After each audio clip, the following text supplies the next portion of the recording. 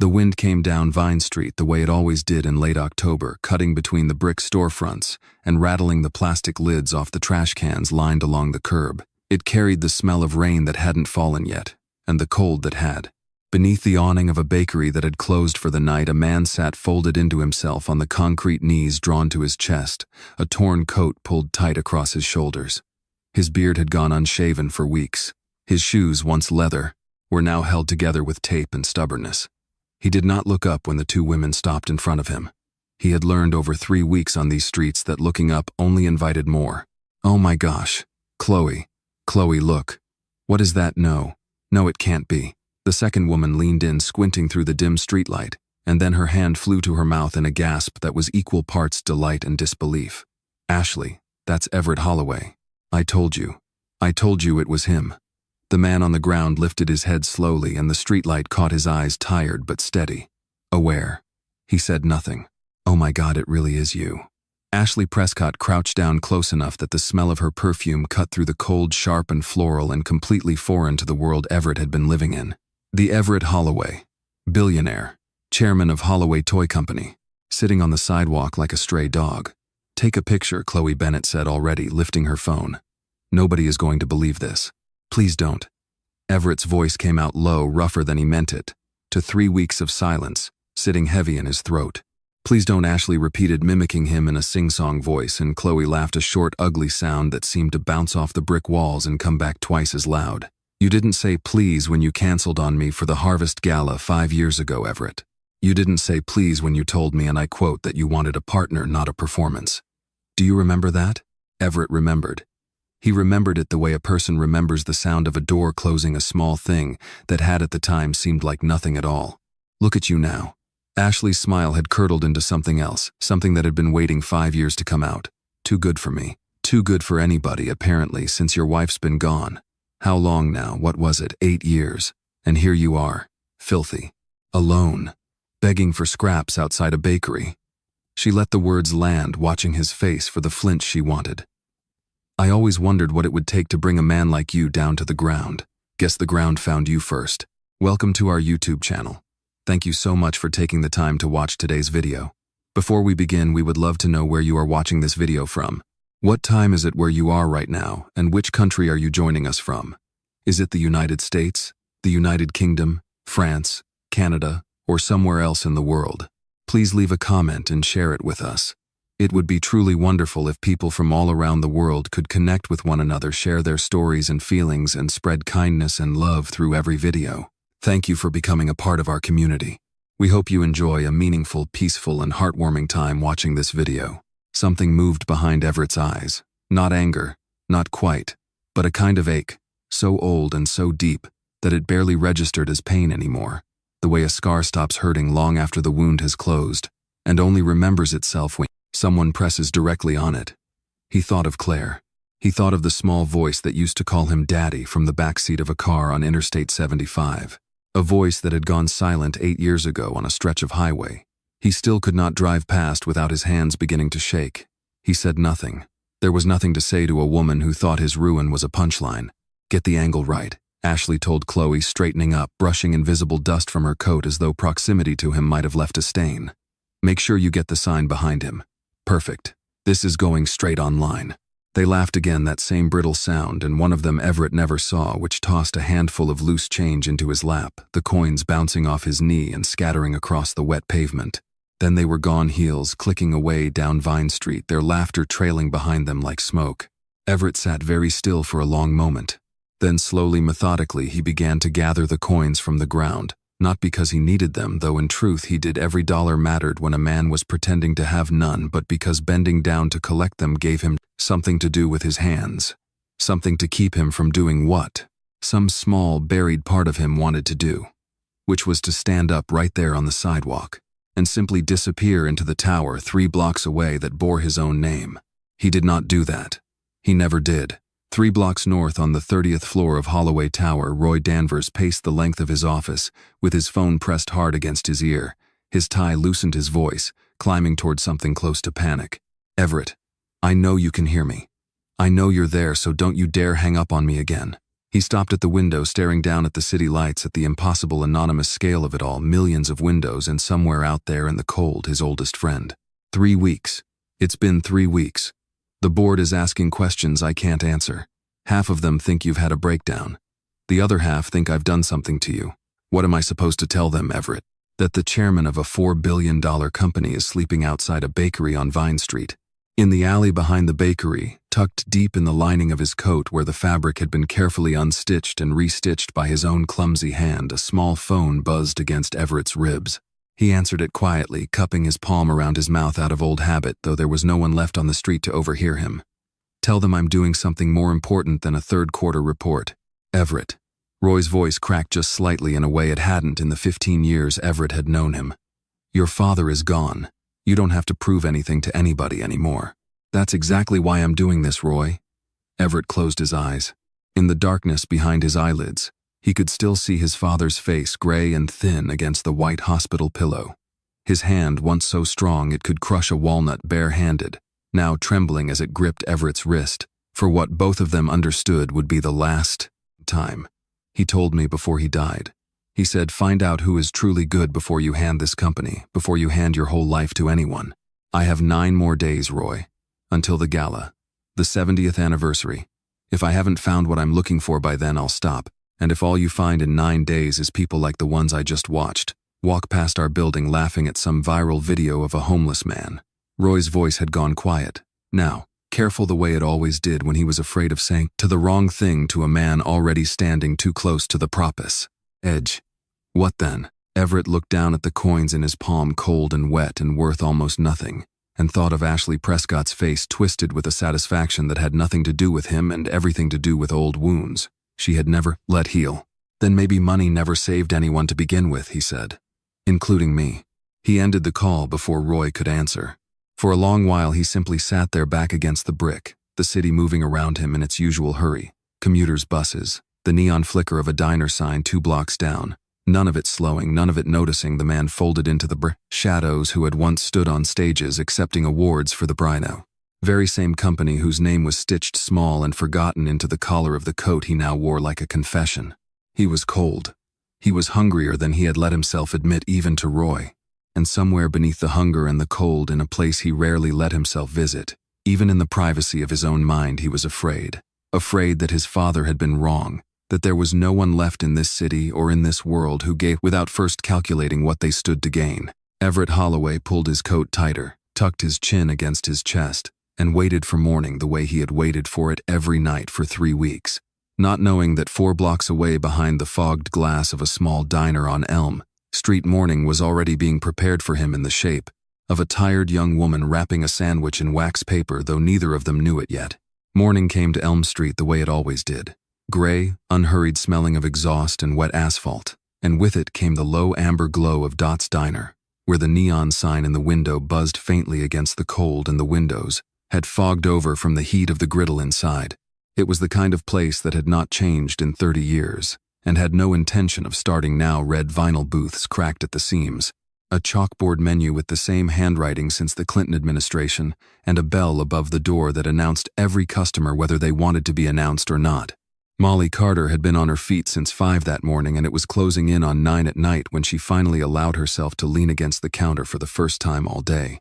Her hair had come loose from its knot hours ago. There was a faint burn mark on the inside of her wrist from the fryer, the kind of small injury a person stopped noticing after the first year of waitressing.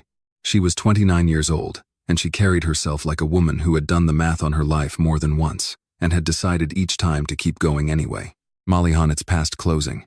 Go home to that little girl of yours. Dot Simmons, silver-haired, broad-shouldered, the kind of woman who had buried a husband and raised 2 sons, and still found the strength to flip pancakes with a smile, set a hand on Molly's shoulder as she passed. I'll finish this table, Dot. 2 minutes. Molly wiped down the last booth with slow, tired circles, and it was in that stillness and the pause between one motion and the next that she glanced up through the fogged glass and saw him again. He was there, same as the night before and the night before that, 5 nights running, now folded into the recessed doorway of the shuttered bakery across the street, a shape barely distinguishable from the shadows around him if you didn't already know to look for it. Molly had noticed him the way she noticed most things that others chose not to see quietly and without being asked to. She reached beneath the counter, pulled out a sheet of wax paper, and began wrapping the extra chicken sandwich left over from the dinner rush. She added a bottle of water from the cooler, tucked both into a paper bag, and shrugged her coat over her shoulders before Dot could stop her. "Third night this week," Dot said, not quite disapproving watching her go. "Fifth," Molly said, and pushed through the door into the cold. The wind bit at her the moment she stepped outside, and she crossed the empty street quickly, her sneakers slapping against the wet pavement. Everett heard her before he saw her, the particular rhythm of her footsteps, unhurried, despite the cold, the sound of someone who had made a decision and did not need to think twice about it. He lifted his head as she crouched down in front of him, close enough that he could see the exhaustion etched into her face, and beneath it something steadier. "Evening," Molly said, holding out the bag. "Brought you something to eat." For a moment Everett only looked at her. It had been 3 weeks since anyone had looked at him without flinching, without laughing, without already deciding what kind of man he must be based on the state of his coat. He took the bag with both hands, the way a man takes something he does not fully believe is real. "Thank you." His voice came out rougher than he intended, unused to gentleness, unused to being spoken to, as though he were still a person and not a headline waiting to happen. "You don't have to keep doing this. Every night. Everybody's gotta eat." Molly settled onto the concrete beside him, without hesitation, tucking her knees up as easily as if the sidewalk were a kitchen chair. "My daddy used to say that when you see somebody who's fallen down, you give them your hand first and ask your questions later. Sounds like a wise man. He was the best man I ever knew." Something in her expression softened and dimmed at once, the particular contradiction of a grief still fresh enough to ache and old enough to be spoken aloud without breaking. "He passed a few years back, but I still try to live the way he taught me to." Everett said nothing for a long moment, only turned the sandwich over once in his hands as though warming himself on the small weight of it. There was an ache building behind his ribs that had nothing to do with hunger, a strange, unfamiliar pressure, as if some door long bolted shut had been tested gently from the other side. "What's your name?" he asked, and the question came out smaller than he meant it to, almost shy, the voice of a much younger man than the one who had once stood at podiums, addressing rooms full of investors without a flicker of nerves. "Molly. Molly Carter." "Everett," he said, and let it stop there. It was not strictly speaking a lie. It was simply not the whole truth, and in that moment, sitting in the cold with a stranger's kindness warming his hands, the omission felt less like deception and more like the only privacy he had left in the world.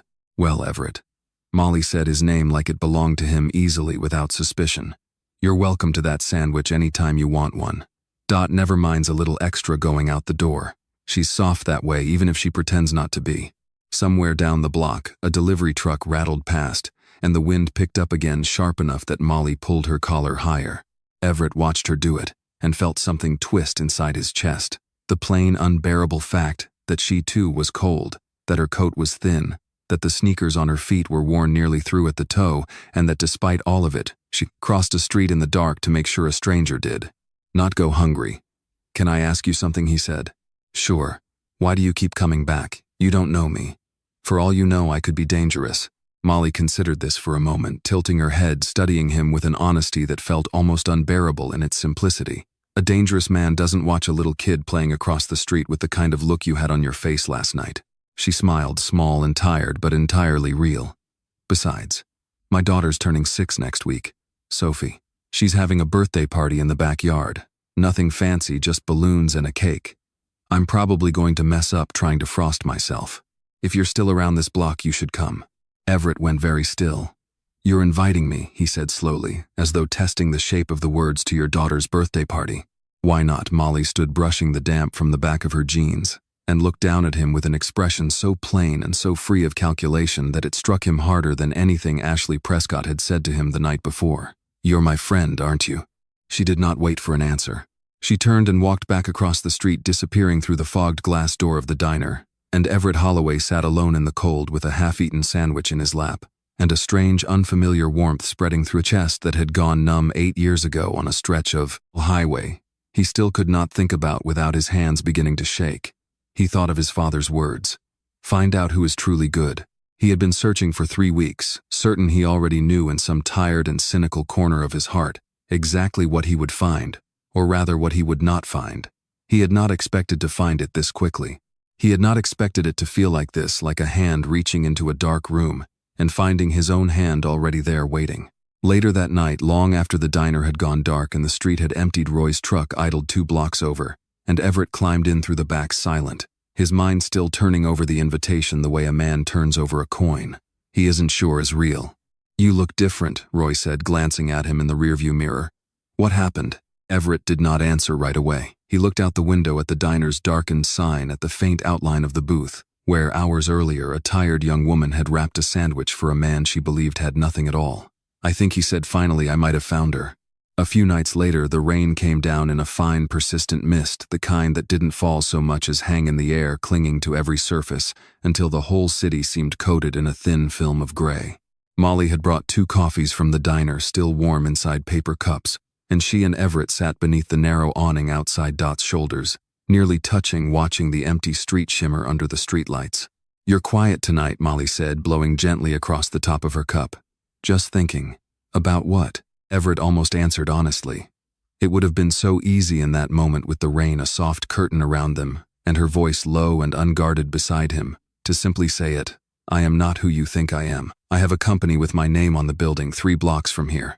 I have not slept in a bed in 22 nights because I needed to know if you were real." But the words caught somewhere behind his teeth, and instead he said only, "Nothing important." Molly didn't press him. She never did. It was one of the things he had come to understand about her in the short time he had known her, that she had a way of letting silences sit without trying to fill them the way some people simply couldn't stand to. She reached up instead, an unconscious gesture, and touched the small silver chain at her throat, her thumb rubbing absently over something that hung from it, half hidden beneath the collar of her coat. Everett's eyes followed the motion before he could stop them. It was a pendant, or what had once been a pendant, a small rectangular piece of metal tarnished at the edges, the kind of thing a person kept, not because it was beautiful, but because it was the last thing they had left. The rain had beaded on its surface, and in the wash of the streetlight, Everett could just make out the shape of raised lettering worn nearly smooth by years of being touched again and again, the way a person touches a wound to make sure it is still there. "What is that?" His voice had changed. He heard it change, and could not stop it, the easy, careful tone he had practiced for 3 weeks now, cracking down the middle like ice underfoot. Molly glanced down, surprised, as if she'd forgotten it was even there, the way a person forgets the weight of something they have carried so long it has become part of their own body. "Oh, this," she lifted it slightly, turning it so the light caught the engraving. "It was my husband's. Daniel's." Everett's chest went very tight, very fast, the cold air suddenly too thin to breathe properly. "He worked over at the Holloway plant," Molly went on, her voice softening the way it did whenever she spoke of him, equal parts love and old worn grief. "Safety division. He was proud of that badge, used to say it meant something, making sure people got home to their families at the end of a shift." She paused, and when she continued, her voice had dropped almost to nothing. "There was a fire, 6 years ago now. At the plant, Daniel got 3 men out of that building before the roof came down. He didn't get himself out. The rain kept falling. Somewhere down the block, a car alarm chirped and went silent." Everett sat very still, and the stillness in him was not calm. It was the stillness of a man standing at the edge of something he could see clearly now for the first time, a drop far deeper than he had understood a moment before. He knew that badge.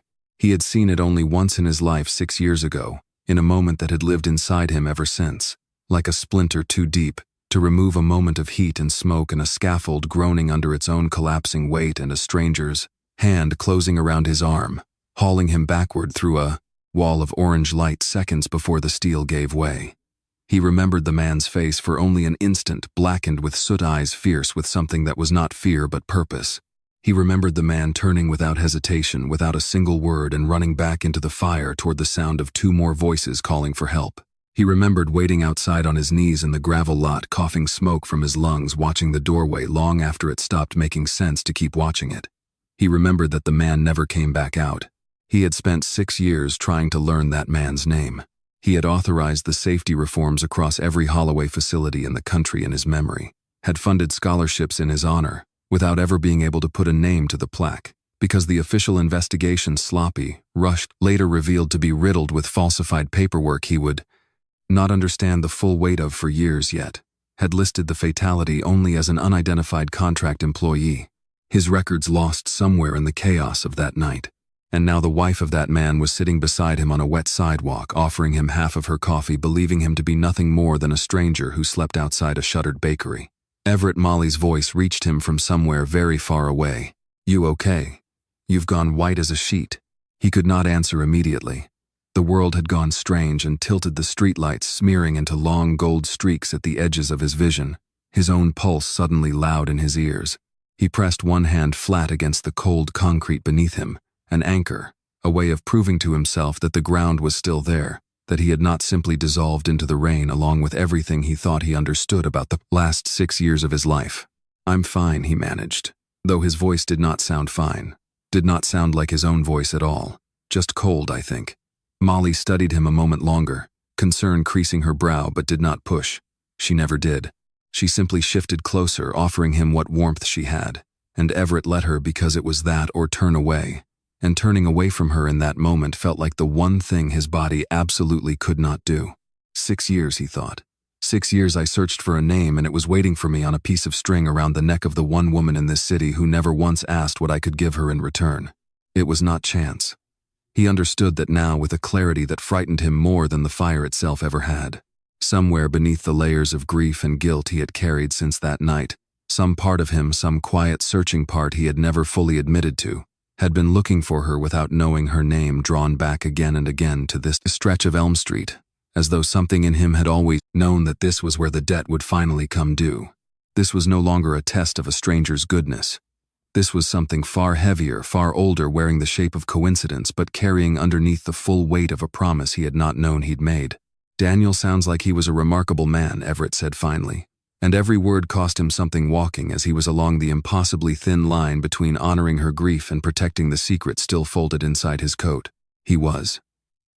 Molly smiled, small and sad and entirely without bitterness, the smile of a woman who had made a kind of peace with her loss, even as it still visited her some nights like a stranger at the door. "Sophie doesn't remember him, not really. She was too little. But I tell her about him every night before bed. I want her to know where she comes from. What kind of man loved her first?" Everett looked down at his own hands streaked with 3 weeks of grime, and thought of his father's voice in that hospital room, thin and certain even at the very end. Find out who is truly good. He had found more than that. He had found the widow of the man who died, so that Everett Holloway might live to hear those words at all. The rain thickened, and neither of them moved to leave. Molly finished her coffee in silence, her shoulder warm against his, entirely unaware that the man beside her was no longer simply grieving. Alongside her he was drowning quietly, and without a single visible ripple in a debt he had carried, unnamed, for 6 long years, and had just without warning been forced to look directly in the face. The supply truck idled in the mouth of an alley 2 blocks from the diner, engine ticking softly and the cold headlights off. Inside, the cab smelled of coffee, gone lukewarm, and the particular staleness of a man who had been awake far longer than his body wanted to be. Roy Danvers sat behind the wheel with both hands still gripping it, though the truck hadn't moved in nearly 10 minutes, watching his oldest friend in the rearview mirror the way a man watches a wound he isn't sure has finished bleeding. "You've been sitting there for 5 minutes without saying a word," Roy said finally. "That's not like you.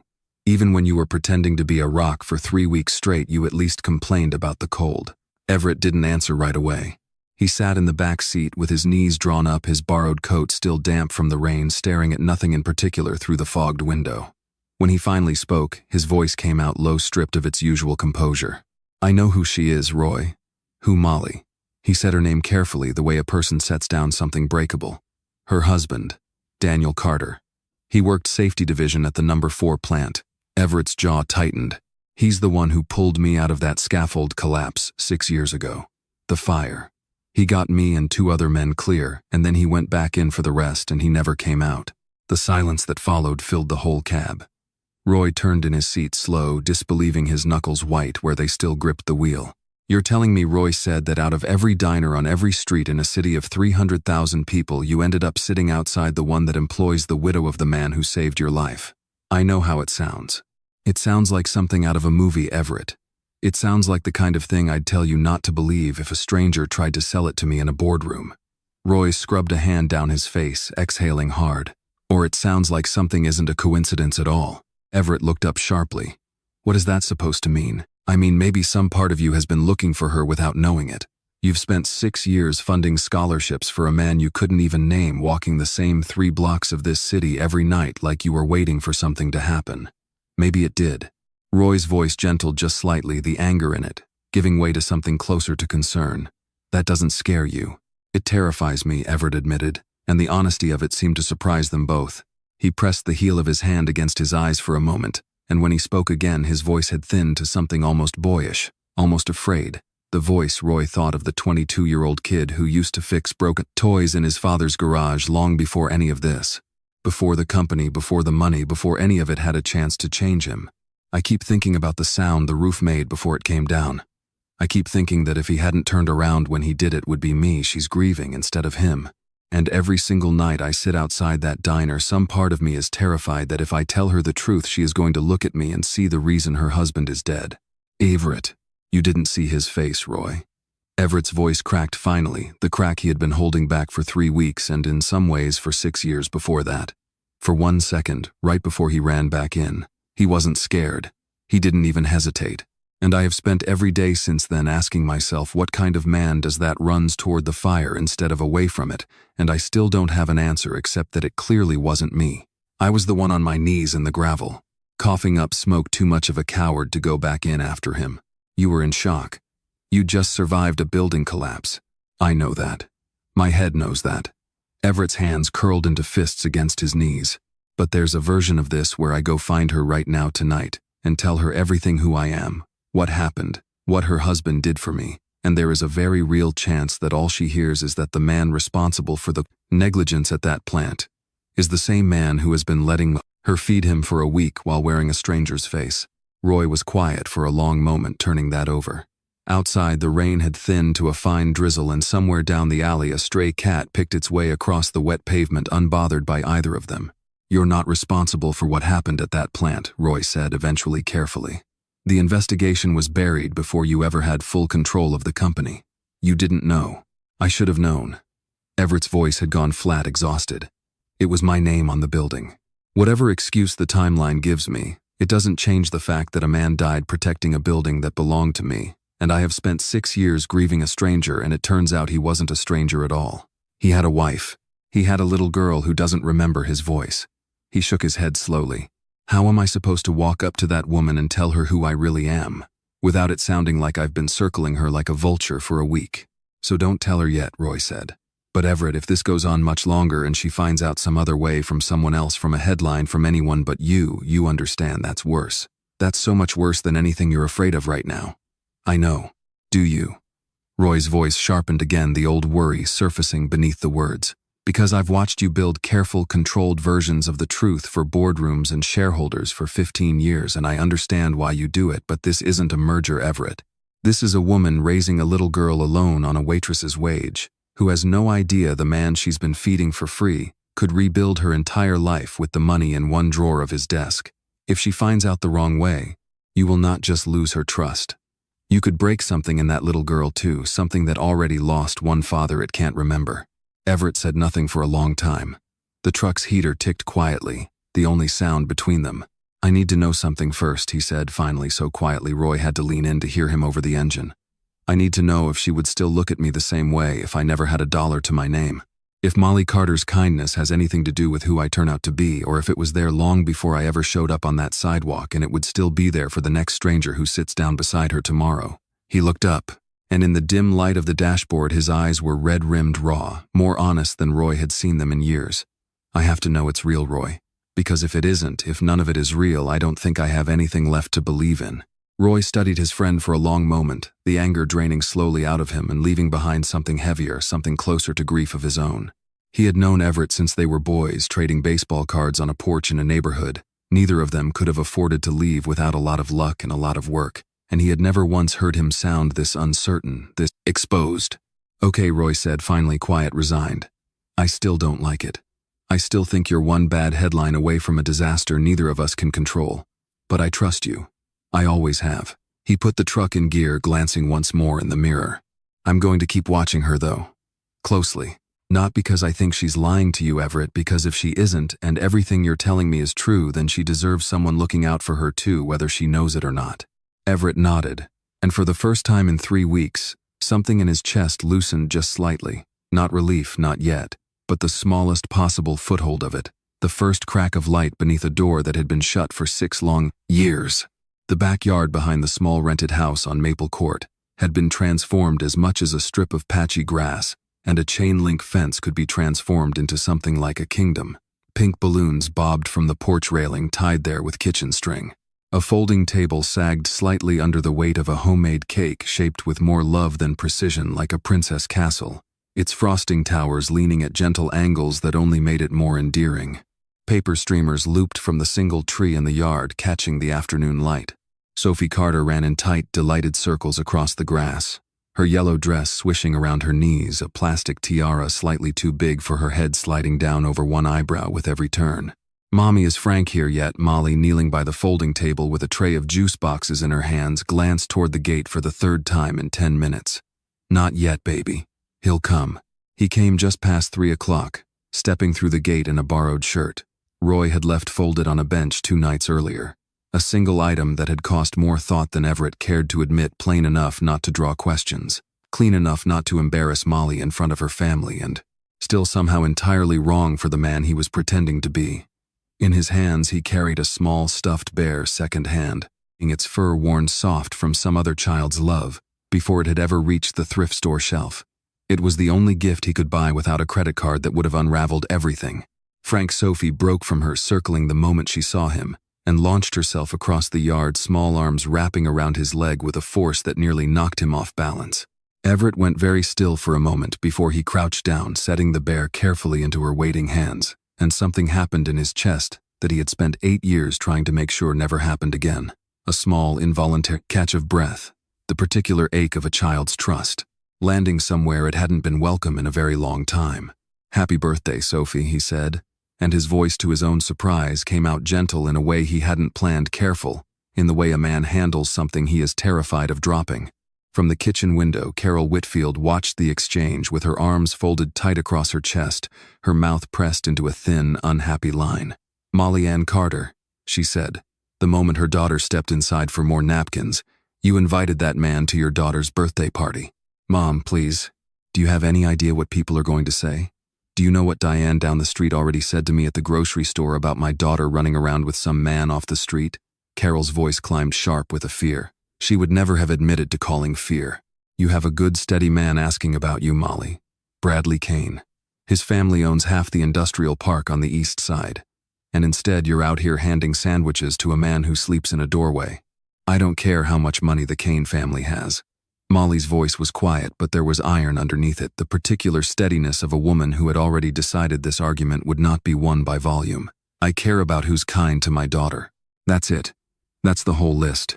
Carol opened her mouth to argue further, then caught sight of her granddaughter through the window, laughing so hard at something the man had said that she'd nearly toppled backward onto the grass, and something in her expression faltered just slightly before hardening again into worry dressed up as disapproval. Out in the yard, Everett knelt in the grass, carefully retying the bow around the stuffed bear's neck where Sophie's enthusiastic hug had knocked it loose, his large, work-roughened hands moving with a gentleness that seemed almost out of place on a man his size. He had done this before, once a lifetime ago, tied small bows, fixed small collars, crouched at a child's height to meet her eyes, instead of towering over her, and the memory arrived without warning. The way memories of Charlie always did, sudden and complete and devastating. A small voice and a small hand and a car seat that had sat empty in a garage for 8 years because Everett had never been able to bring himself to remove it. He blinked hard twice and made himself smile at Sophie instead of at the ghost standing just behind her. Along the fence line, half hidden behind a stack of folding chairs, a man in a delivery uniform adjusted a cap low over his brow. A cardboard box marked bakery, balanced against one hip as a prop. He had no intention of actually delivering. Roy Danvers had told himself he was here to keep watch, to verify, to protect his friend from whatever this woman and her family might turn out to be. He had not expected to find himself 20 minutes in, quietly moved by the sight of a 6-year-old girl teaching a billionaire how to blow the biggest bubble possible with a stick of bubble gum, both of them collapsing into laughter when it popped across Everett's nose. Roy exhaled slowly, some of the tension he'd been carrying for 3 weeks easing out of his shoulders despite himself. "Everett, blow out the candles with me, please, please, please."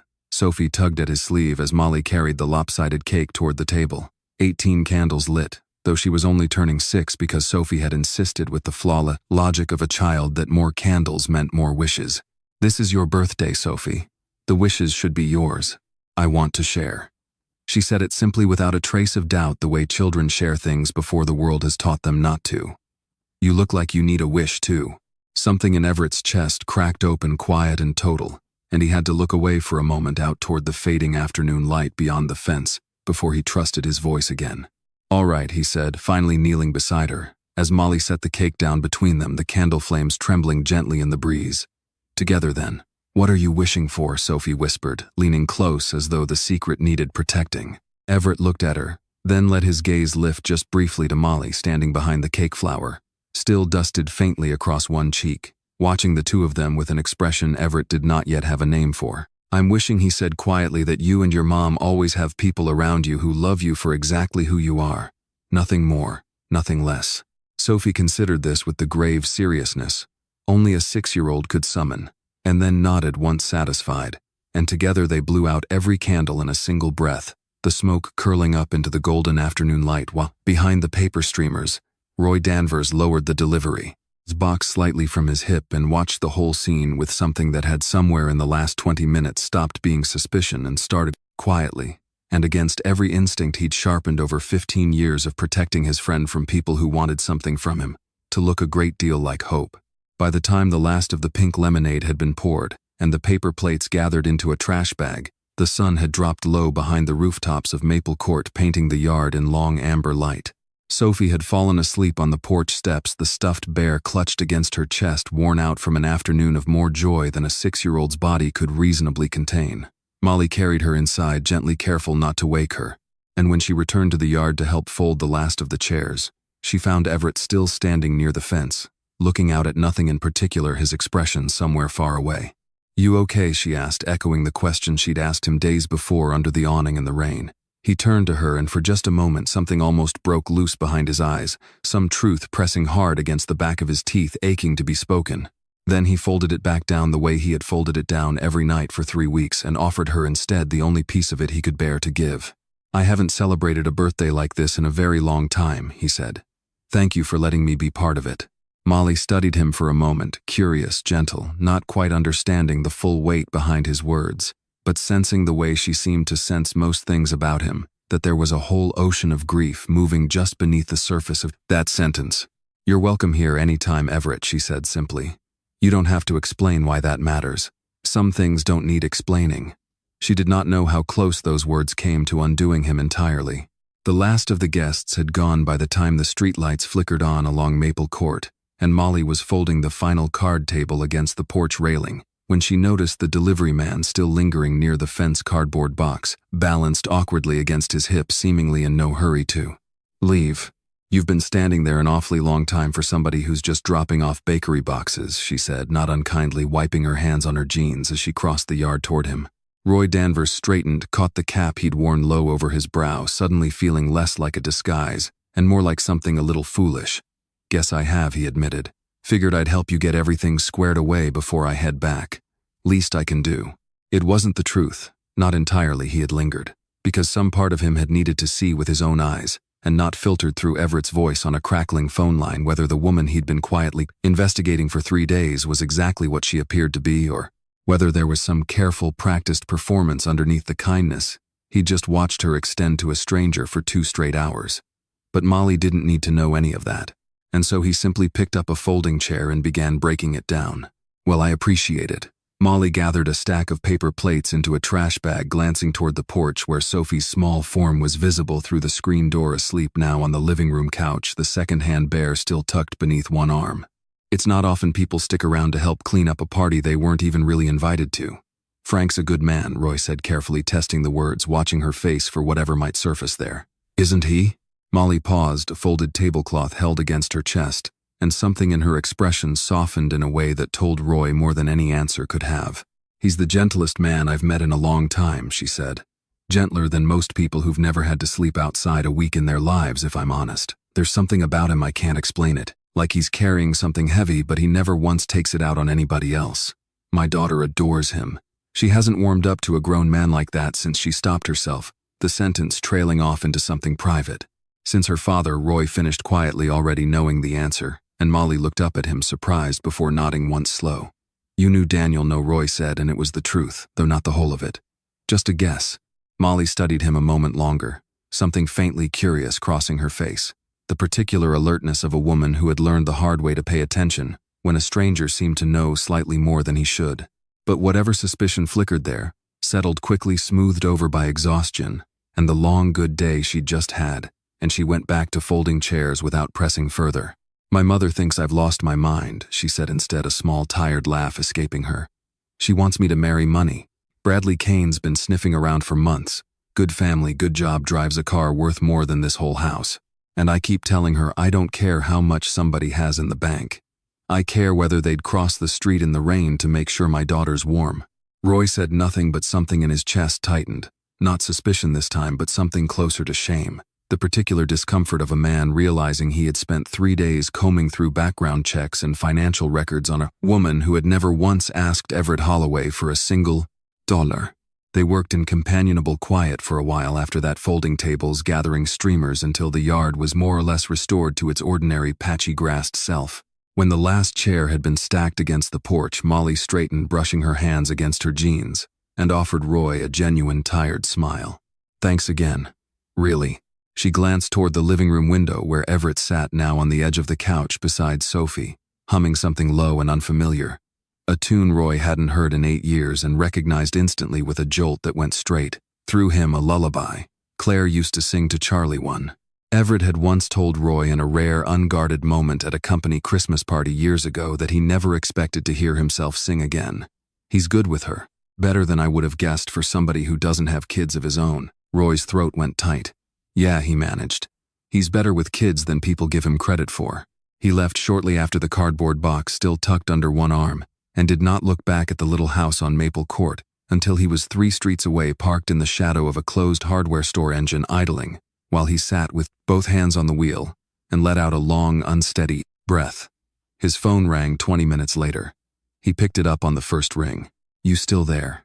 Everett's voice came through, low, careful. I'm here. Roy rubbed a hand over his face. I owe you an apology. For what? For everything I said in the truck the other night.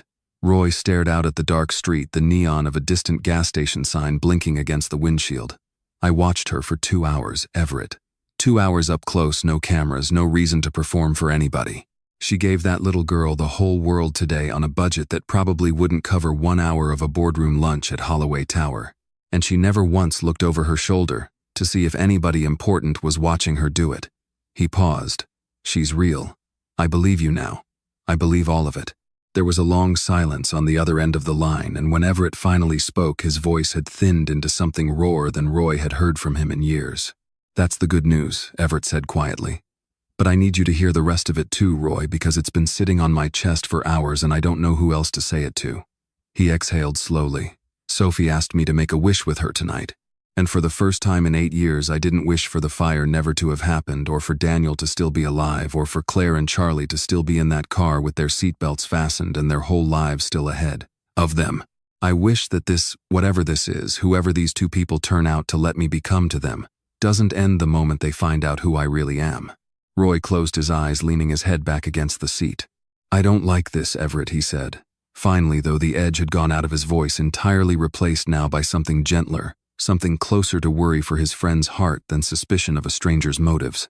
I don't like how fast this is moving, and I don't like that you're carrying a secret this big into a house with a 6-year-old girl inside it who's already lost one father. He paused. But I understand it now. And for whatever it's worth, I don't think you're wrong about her.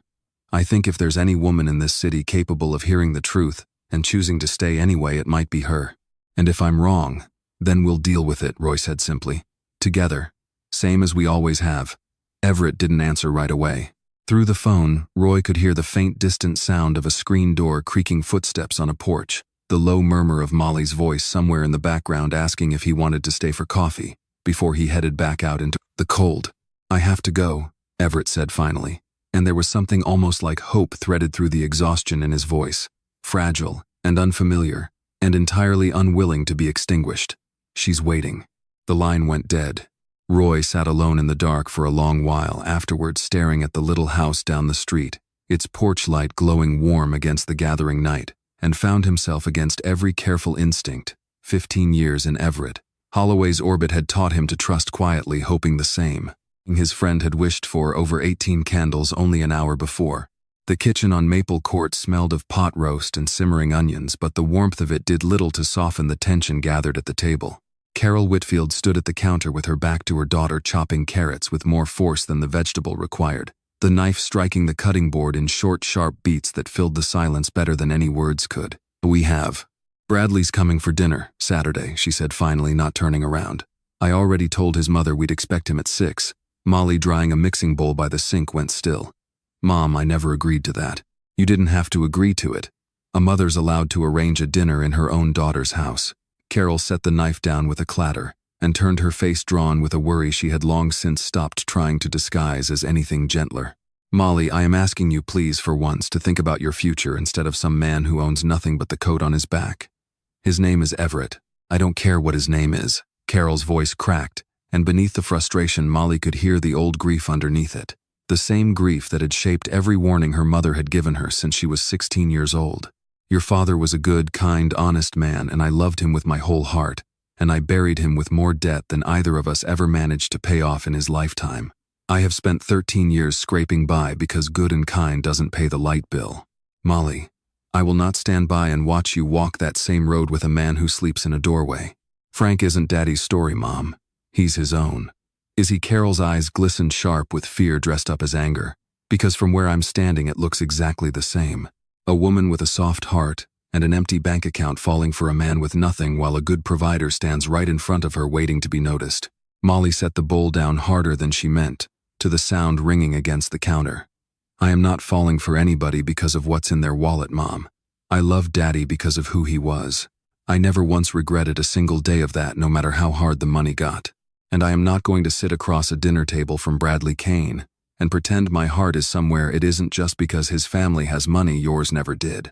From the hallway doorway, Denise Whitfield leaned against the frame, arms crossed, watching the exchange with an expression that flickered between amusement and something darker underneath.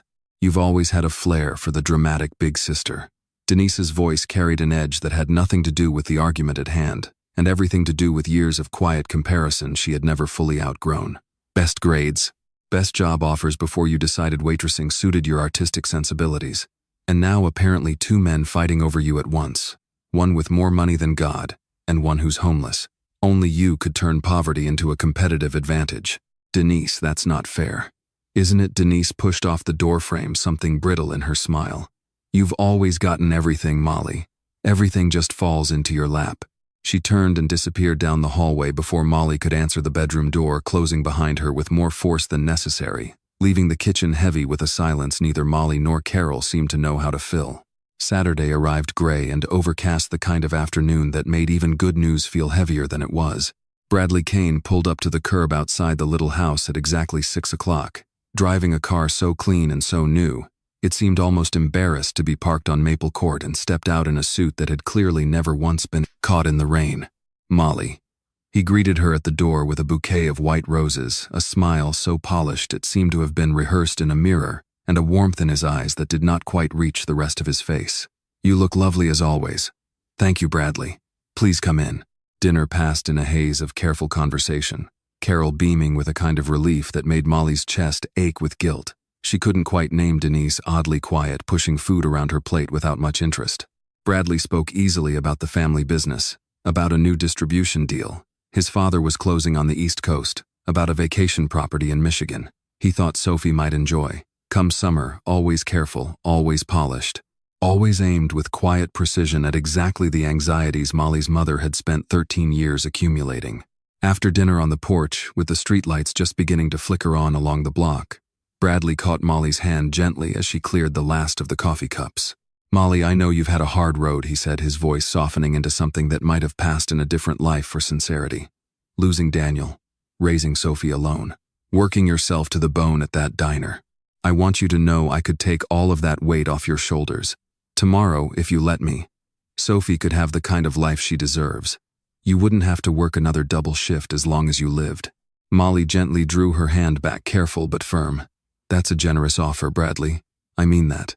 But I can't marry someone because they'd make my life easier. That's not what I want for Sophie, and it's not what I want for myself."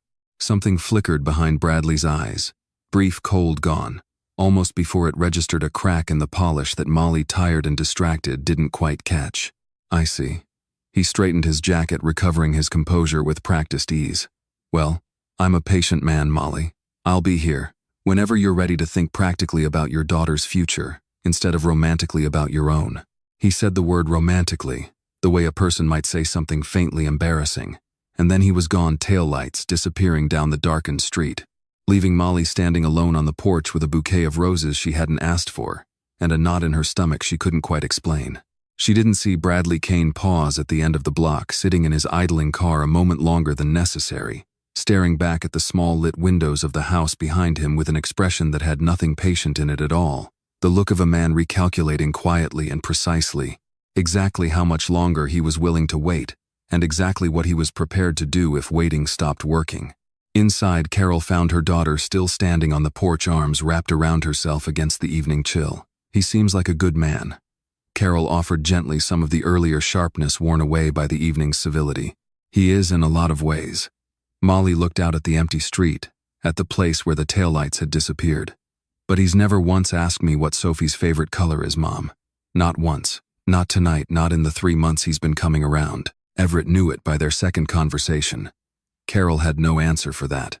She stood beside her daughter a while longer in the cooling dark, and for the first time in weeks she did not argue. 3 blocks away in the alcove outside the shuttered bakery, Everett sat with his back against the cold brick, watching the same gray sky darken into evening, unaware of the dinner that had just concluded, unaware of Bradley Kane's car, idling too long at the end of a quiet street, unaware of anything except the growing, aching certainty that whatever he was building with Molly Carter and her daughter had already become the single most fragile and most necessary thing in his entire fractured, borrowed, unbelievably fortunate life, and that somewhere out there forces neither of them could yet see were already beginning to move against it. The rain came down harder that night than it had in weeks, drumming against the tin awning behind the diner, where Molly found him tucked into the narrow alley beside the dumpster's, knees drawn to his chest, one hand pressed flat against his sternum as though holding something in place. She had almost missed him in the dark. It was the small, ragged sound of his breathing that stopped her, not crying, not quite, but close enough to it that her stomach tightened before she'd even fully registered what she was hearing. Everett. He startled, wiping quickly at his face with the back of one hand, and for a moment he looked at her the way a man looks at someone who has caught him somewhere he never meant to be found. "I'm fine," he said automatically, the way he always said it, the way that had stopped meaning anything to her weeks ago. Molly didn't argue. She simply lowered herself onto the wet concrete beside him, close enough that their shoulders touched, and pressed a paper cup of hot tea into his hands without a word, the steam curling up between them into the cold. "You don't have to talk," she said quietly. "I'll just sit here." For a long time he didn't. The rain filled the silence, tapping steadily against the tin roof above them, and somewhere down the block a car passed, its headlights sweeping briefly across the wet brick before vanishing. Everett stared down at the tea in his hands, at the small clenched fist of his own fingers around it, and something in him, some door he had kept bolted for 8 years through sheer force of will, began very slowly to give way. "I had a family once," he said finally, so quietly Molly had to lean in to hear him over the rain. "A wife, a son." Molly went very still beside him, careful not to move, not to breathe too loudly, sensing the fragility of whatever was about to be handed to her. Her name was Claire. His voice wavered on the word, unpracticed, as though he hadn't said her name aloud in longer than he could remember. "We met in college. She used to say I worked too much even back then, before there was anything worth working for yet. She wasn't wrong." He swallowed hard. "We had a boy, Charlie. He was 4. Everett." Molly's voice was barely a breath. 8 years ago, I was in a board meeting, my first one running things after my father stepped back, the biggest morning of my career up to that point, and Claire was driving Charlie to his grandmother's house on Interstate 75. He stared straight ahead into the dark, his eyes unfocused, seeing something Molly couldn't. The car lost control. That's what the report said. Lost control, like it was an accident of weather, or tires, or nothing at all. I was 3 miles away, sitting in a leather chair arguing about quarterly projections, while the 2 people I loved most in the world were. His voice broke entirely, and he pressed the heel of his free hand hard against his eyes. Molly reached over, slow and certain, and took his other hand in both of hers, saying nothing, offering nothing but the simple, unbearable weight of her presence. "I wasn't there," he whispered. I have spent 8 years telling myself it wouldn't have mattered, that I couldn't have done anything different sitting in traffic 3 miles behind them, and some nights I even believe it. But most nights I just lie awake doing the math on how many minutes it would have taken to leave that meeting early, and every single time the number comes out smaller than the time it took them to die. "That's not your fault," Molly said softly, fiercely, the words rising up out of her before she'd even fully decided to say them. "Everett, look at me. That is not your fault." I told myself I would never again let anything matter more than the people I loved. His laugh came out hollow, more grief than humor. And then I did the exact same thing I swore I'd never do.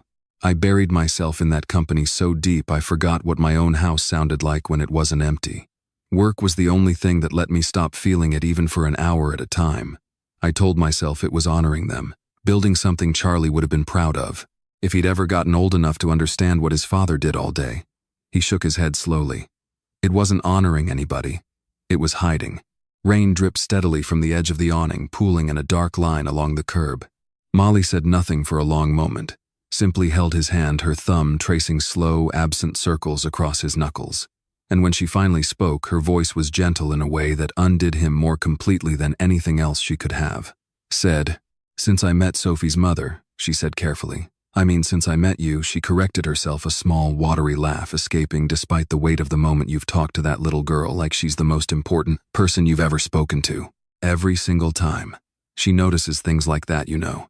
Kids always do." Molly turned to look at him fully, her eyes bright even in the dim light. "Is that why? Because some part of you sees him when you look at her?" Everett let out a long, shuddering breath, and for the first time in 8 years, the truth arrived without the usual defenses raised around it.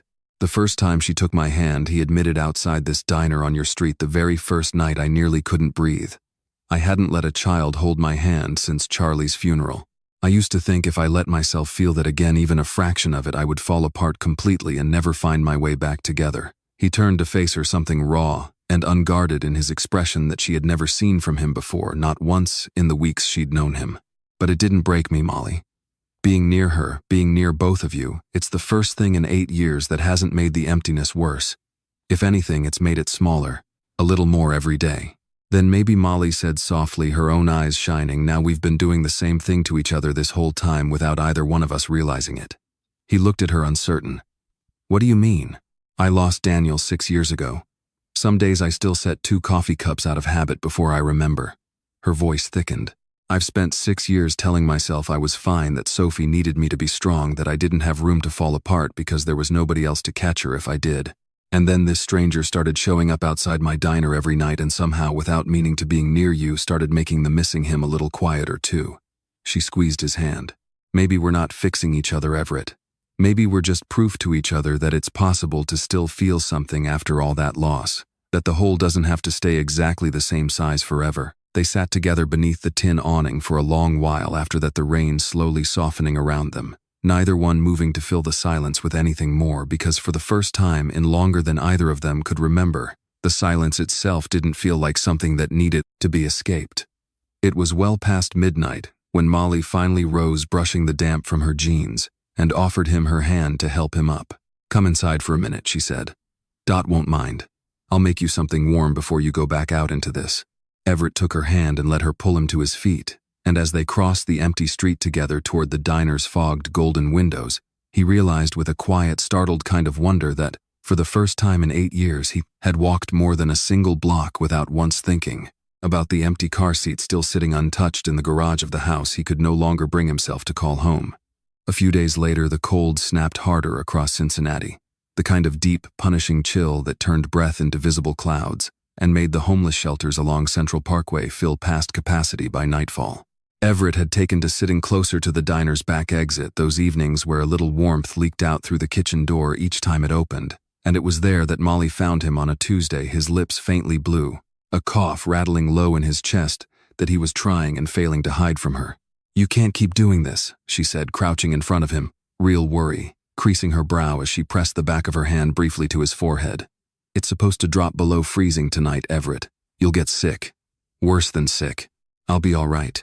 "You won't." She said it simply, without argument, the way a person states a fact rather than an opinion, and pulled him up by the arm, guiding him inside through the kitchen door before Dot had a chance to object, wrapping her own scarf around his neck. Without a second thought, after the diner had closed, and the last of the dishes were dried and stacked. Molly sat him down in a corner booth. The overhead lights dimmed to their nighttime setting, and reached into the pocket of her apron. She drew out a small white envelope, its edges soft and worn from being handled many times, and set it on the table between them. "I want you to have this." Everett looked down at it, then back up at her, wary. "Molly, what is that?" "Open it." He did slowly and went very still. When he saw what was inside, a folded stack of bills, worn and mismatched, some crisp 20s, some crumpled 5s, the careful accumulated total of money, set aside one shift at a time. "It's $2,000, Molly said quietly. "It's every bit of savings I have. 3 years, Everett. I was putting it toward fixing the roof. It leaks over Sophie's room every time it rains hard enough, and I've been patching it with a tarp and a prayer for longer than I'd like to admit." She pushed the envelope closer to him. "But you need it more than my roof does right now. Get yourself a room somewhere warm. Buy a coat that actually fits. Find your feet again." "I can't take this." Everett's voice came out rough, urgent, his hand hovering over the envelope without touching it as though it might burn him.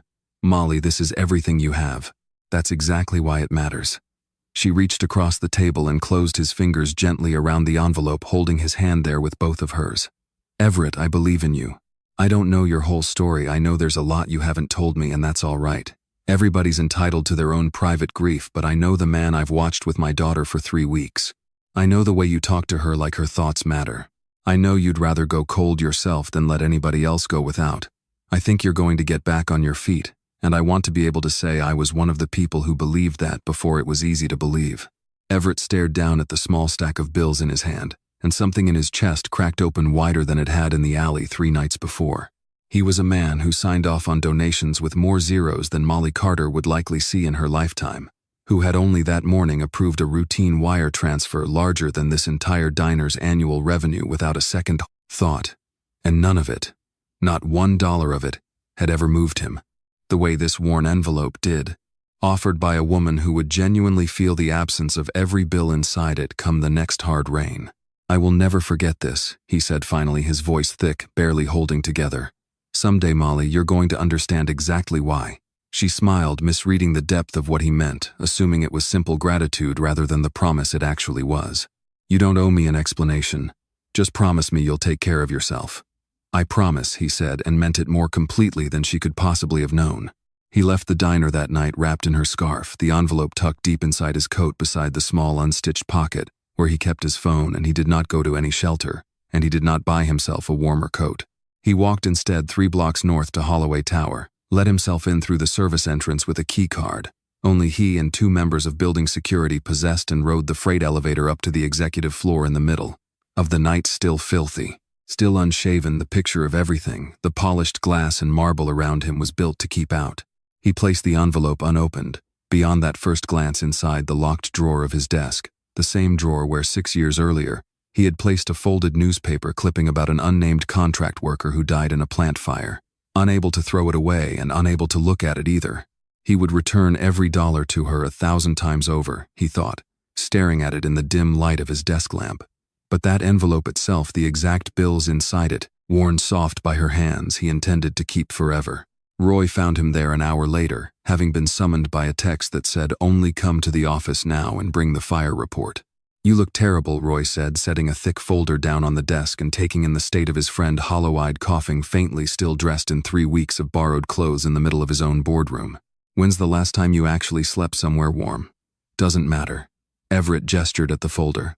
"Tell me what you found." Roy hesitated, glancing toward the door as though the walls themselves might be listening, then opened the folder and spread its contents across the desk.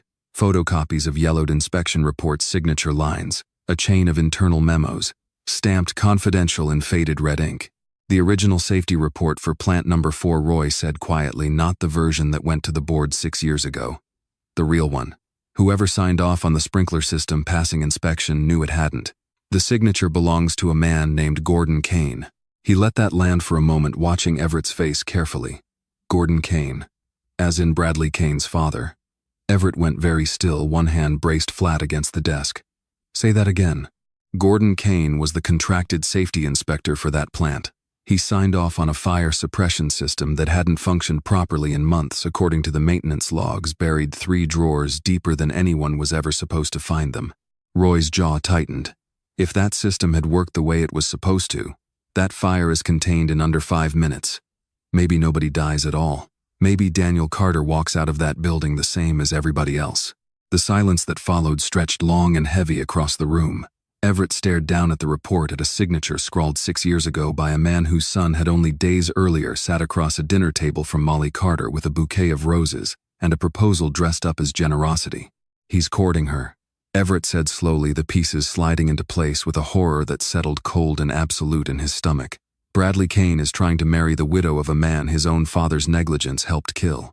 I don't think it's a coincidence, Everett. Roy's voice had dropped low, careful. I think we need to find out exactly how much Bradley knows and how long he's known it before this goes any further. Everett closed his eyes, the small white envelope still resting in the drawer beside him. Molly's entire savings folded around the deepest debt of his life, and felt the fragile, hopeful world he had built over 3 weeks on Elm Street begin very quietly to tilt beneath his feet. The office had gone dark except for the single desk lamp, its cone of yellow light falling across the spread of documents, like a spotlight on evidence in an empty courtroom. Everett had not moved from his chair in nearly 20 minutes, one hand still resting flat against the folder Roy had brought him, as though physical contact with the papers might somehow keep the truth contained inside them a little longer. There's more, Roy said quietly, and something in his voice made Everett look up. More than a falsified safety report that got a man killed. Roy hesitated, and in 15 years of friendship, Everett had rarely seen him hesitate over anything. Roy Danvers made decisions the way other men breathed quickly, instinctively, without much visible cost. Watching him struggle now to find the right words felt to Everett like watching the ground shift beneath a building that had always seemed too solid to move. Sit down, Roy said, though Everett was already sitting. Actually, no. Stand if you need to. I don't know how you're going to take this. Roy. I pulled the VIN off Claire's car. Roy said it fast, like tearing off a bandage, watching Everett's face go rigid the moment the words landed. 8 years ago. I know we buried that file a long time ago, Everett. I know neither of us has looked at it since the funeral, but with everything happening with the Kane family this week, I wanted to rule something out. So I pulled it. He swallowed hard. I didn't rule it out. The room seemed to tilt very slightly the way it had on the sidewalk weeks ago, when Molly had shown him the pendant around her neck. Everett gripped the edge of the desk. Say it plainly, Roy. Don't make me guess. The brake system on Claire's car had been serviced 6 days before the accident. Roy's voice had gone flat, careful, the tone of a man delivering news he wished with his whole chest he didn't have to deliver. The dealership that did the service, Crestline Auto Care out on Reading Road, was at the time a subsidiary quietly owned through 2 shell companies by the Kane family. Nobody flagged it back then because nobody was looking for a connection. It read on paper, like an ordinary local repair shop. It wasn't. Everett said nothing. He could not in that moment have produced a single word if his life had depended on it. The lamp on the desk hummed faintly. Somewhere below 30 floors down, a city bus hissed to a stop at an empty corner. There's a pattern here that goes back further than the fire, Roy continued, quieter now, watching his friend carefully. 6 months before Claire and Charlie died, your father was in negotiations to reject a hostile buyout attempt from a consortium that included Kane Manufacturing. He turned them down, publicly. Humiliated Gordon Kane's business partner in a press conference over it, if the old clippings are anything to go by. Roy exhaled. 3 weeks after that press conference, Claire's car went off Interstate 75. You're telling me, Everett said, and his voice came out so quiet, so carefully controlled that it was almost worse than shouting would have been, that my wife and my son were murdered to pressure my father into selling this company. I'm telling you, the pieces line up in a way that terrifies me, Everett, and I don't have proof strong enough yet to say it in a courtroom.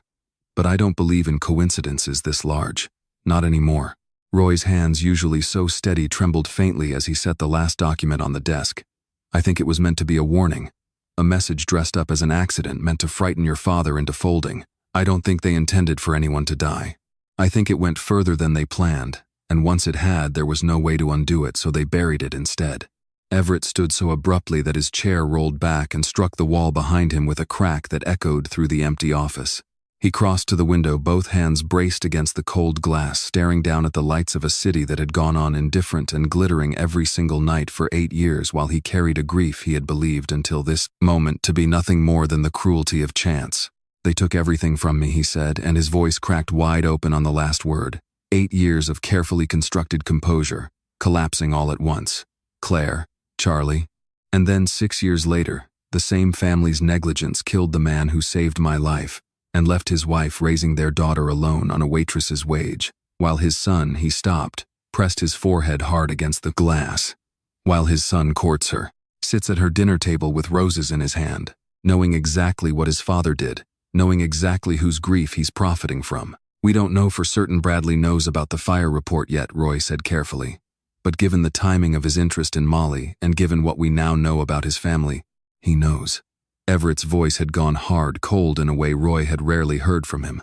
Look at how fast he moved once Molly started turning him down. Look at how his father's name shows up connected to both tragedies. A coincidence that size doesn't survive a second look, and men like Bradley Kane do not survive without knowing exactly which bodies are buried in their own family's foundation. Roy watched his friend for a long moment, saw the grief and the rage moving together across his face like two currents, fighting for the same narrow channel, and felt for the first time in this entire strange ordeal, genuinely afraid of what Everett might do next. Everett, I need you to hear me. Roy stepped closer, lowering his voice the way a man speaks to someone standing too near an edge. Whatever we do next, it has to be careful. If we move too fast, too publicly, Gordon Kane has had years to build cover for himself. He'll have lawyers' alibis, a paper trail scrubbed clean in places we haven't even thought to look yet. If we go after him wrong, he walks, and Molly and Sophie are left standing in the wreckage of a scandal, with a homeless man who turns out to be a billionaire, attached to two unsolved family tragedies. That's not justice. That's just more pain dressed up in expensive lawyers. Everett didn't answer immediately. He stood at the window a long while watching his own reflection ghosted faintly over the city lights. A man he barely recognized anymore. Filthy coat, hollow cheeks, eyes rimmed red with a fury and a grief. 8 years in the making that had finally tonight found somewhere to land. I need proof, he said, finally turning back to face Roy, something colder and more focused, settling into his expression, now the grief folding itself deliberately into resolve. Real proof. Enough to put Gordon Kane away for the rest of his life, and enough to make sure Bradley never gets near Molly or Sophie again pretending to be something he isn't. I'll get it, Roy said. I've already got people looking. Quietly. It'll take time. How much time? I don't know yet. Weeks maybe, if we're lucky. Everett looked down at his own hands, the same hands that only hours earlier had closed gently around a small white envelope containing everything Molly Carter owned in the world, offered without hesitation to a man she believed had nothing. The contrast struck him with a force that nearly buckled his knees, her entire savings given freely out of nothing but faith in a stranger set against a family who had built an empire on covered tracks and buried grief, who would let a woman marry into the very family responsible for both the men she had loved. We do it right, Everett said, finally, quiet but unshakable. However long it takes. I am not going to hand that family one more thing to bury. Roy nodded once, gathering the documents back into their folder with careful, deliberate hands. Get some sleep, he said, pausing at the door. Real sleep, Everett. In a bed. You look like you're one bad night away from collapsing, and none of this does either of them any good if you're not standing when the truth finally comes out. Everett didn't answer. He stood alone at the window long after Roy's footsteps had faded down the hallway, staring out at the dark shape of Elm Street somewhere beyond the skyline, thinking of a woman folding chairs in a small backyard of a little girl, laughter carrying over a fence of an envelope locked now in his desk drawer, holding more faith than any balance sheet he had ever signed his name to, and understood with a clarity that both terrified and steadied him, that he was no longer simply searching for a good person to trust with his company. He was fighting now for the only family he had left the courage to want. The house on Maple Court had gone quiet in a way that felt less like peace and more like the held breath before a storm. Molly sat at the kitchen table, Sophie's homework spread in front of her, red pen in hand, though her attention kept drifting toward the window, toward the dark street beyond it, wondering, not for the first time that week, why Everett hadn't come by the diner in 2 days. She didn't hear Denise come up behind her until her sister's shadow fell across the table. You've always had a flair for making everybody else revolve around you, Denise said, and there was something different in her voice tonight, something sharper than the usual sibling needling something that had been sharpening quietly for a long time and had finally worn itself down to an edge. Denise, what's wrong? Nothing's wrong. Denise crossed her arms, leaning against the doorframe, watching her sister with an expression that flickered between resentment and something almost like grief. Frank texted you. Twice. Asking if you were okay. She held up Molly's phone, the screen glowing faintly in the dim kitchen light. It's funny, isn't it? Even a homeless man cares more about how I'm doing than She stopped herself, jaw tightening. "Denise, give me my phone." "No." The word came out too fast, too raw, and before Molly could react, Denise's hand tightened around the device and threw it hard against the tile floor. The screen shattered into a spiderweb of cracks, the phone skittering under the table and coming to rest against the leg of a chair. The kitchen went silent, except for the soft tick of the stove clock.